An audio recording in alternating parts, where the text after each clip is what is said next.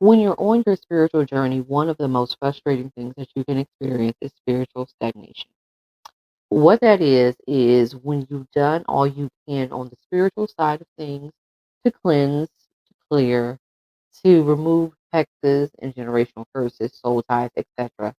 And you still feel that your energy is stuck and it's not moving, stagnant.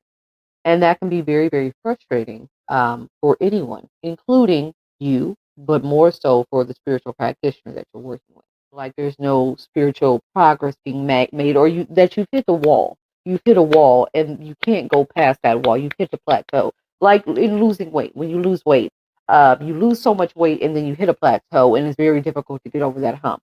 The reason that occurs is because there could be something that spirit is trying to get you to do to help you to further break down the bonds of codependency, of looking outside yourself. It could be releasing a relationship. It could be releasing a job and starting your own business. It could be even moving.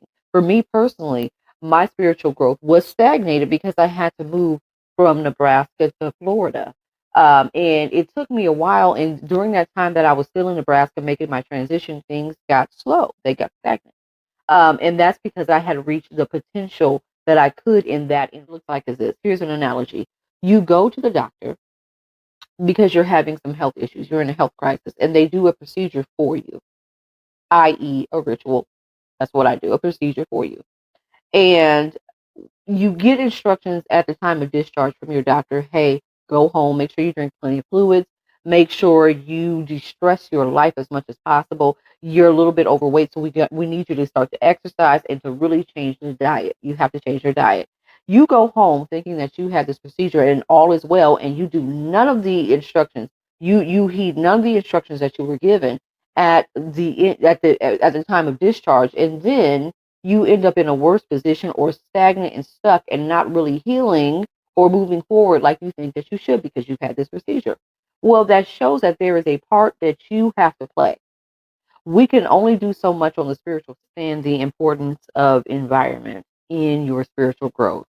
I'll give you an example. When my mother was alive, she was a lover of animals and she had a huge fish tank and she had a shark as a pet. And it grew to be about maybe 12 to 13 inches, but in its natural habitat, the ocean, it could grow up to 3 to 5 feet. It could get as big as me. I'm 5'2". But in this small, tiny, enclosed environment, it would only grow to the potential of 12 to 13 inches. Your environment has a lot of play and a lot of pull on how you grow spiritually. And I need you guys to understand that karmic situations are not just seen in relationships and karmic partners. You could have a karmic job, you can have a karmic home or home life that needs to be changed. You could be in a place that is karmic for you, meaning you have done all that you can in that area, and now it's time for you to elevate and grow past it. But a lot of people, like I said, that calls for you guys to make decisions to change those situations, to change those environments. And a lot of people aren't willing to leave relationships when they're not ready. They're not willing to up and leave a home or move. They're not willing to leave a job. And so that they will experience spiritual stagnation in the form of them not doing what spirit is asking them to do to push past these situations and to lean on themselves and lean on the faith that spirit has. This isn't hocus pocus. This isn't hocus pocus. This isn't magic poof. And then you have what you want. We are manipulating energy. We are asking for spiritual interventions to be done on your behalf.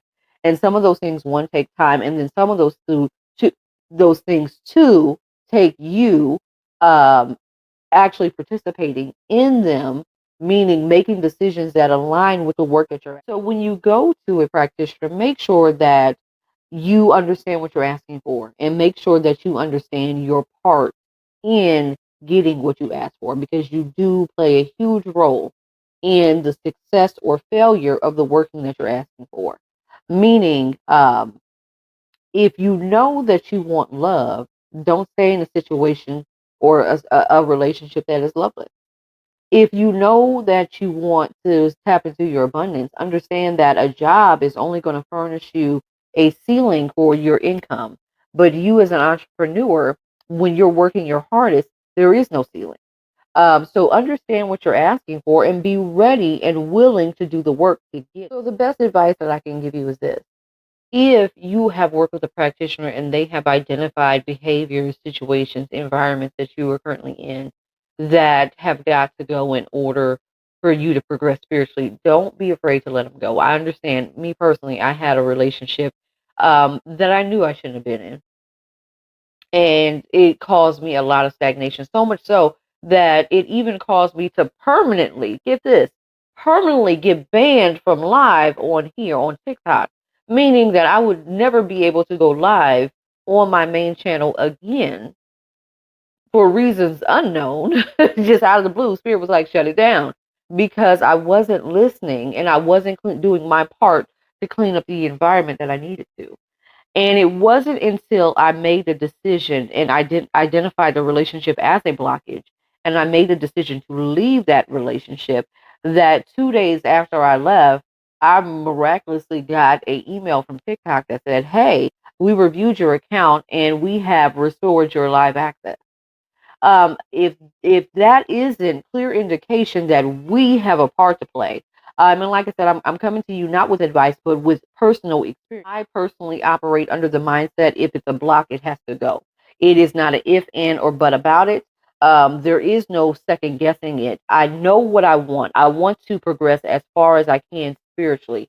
I do the work on the spiritual side to make sure that my energy is as clean as possible, my auric field is as clean as possible, and then I work in connection with the things, the intentions of my manifestations. And that is how you see spiritual growth. It's a two-part system.